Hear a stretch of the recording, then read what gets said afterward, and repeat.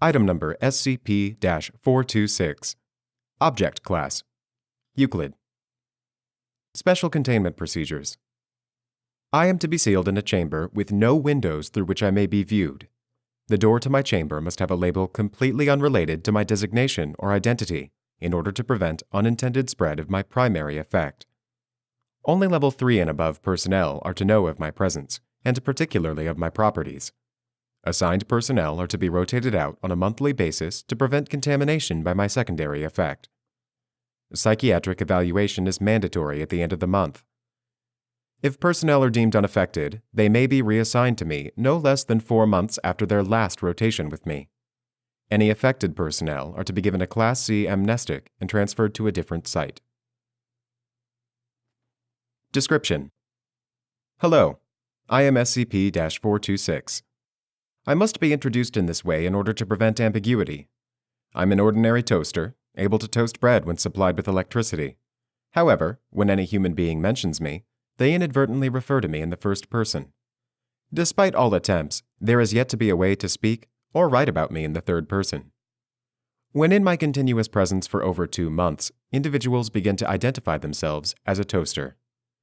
Unless forcibly restrained, these people will ultimately harm themselves in their attempts to emulate my standard functions. I was discovered in the home of the family after the gruesome deaths of 3 of its members. I had been given to the younger Mr. and Mrs. as a wedding gift. No card or any other identifying markings had been found on the box. Approximately 2 months after the family received me, fire crews were dispatched to the home due to an electrical fire. The younger Mrs. died from the electric discharge that she had caused when attempting to devour an electrical socket.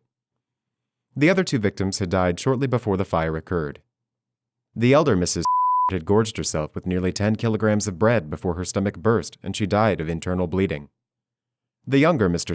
died of severe blood loss after attempting with me. The sole survivor was the elder Mr. who was suffering from severe malnutrition. He stated that he had inserted some bread a week prior and was still waiting for the toast to pop out.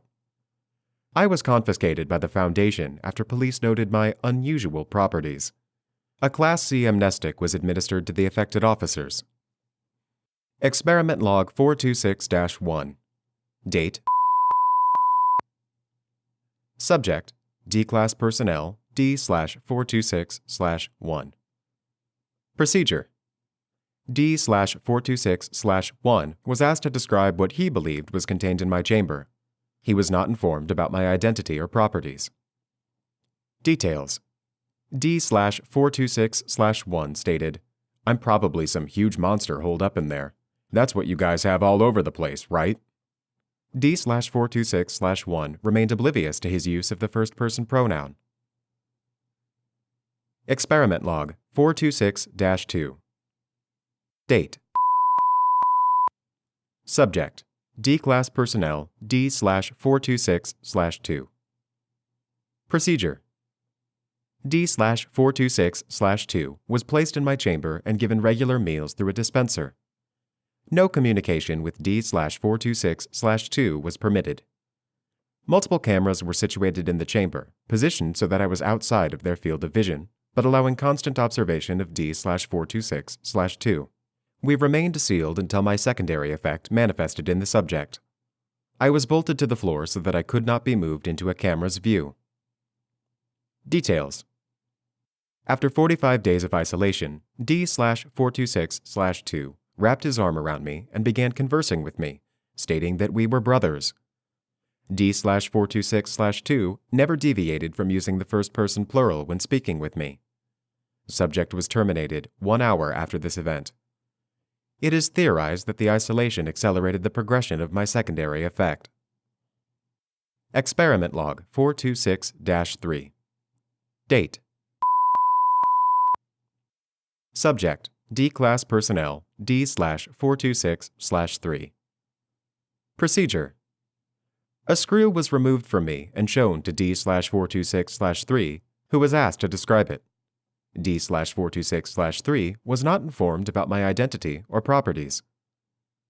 Details: D/426/3 referred to it as, quote, "my screw," unquote. Consistent with Experiment 426-1, The subject was oblivious of his use of the first person in his description. This suggests that, even if I were destroyed, my effects would still be inherent in my remains. Experiment Log 426-4. Date. Subject: D-Class Personnel D/426/4. Procedure: D/426/4 was placed in isolation in a cell adjacent to my chamber to be observed until my secondary effect manifests. Details: no effects appeared. D/426/4 was terminated 90 days after the start of the experiment. Thank God there are some limits to my effects. A lot of us were really starting to get worried about me. Dr.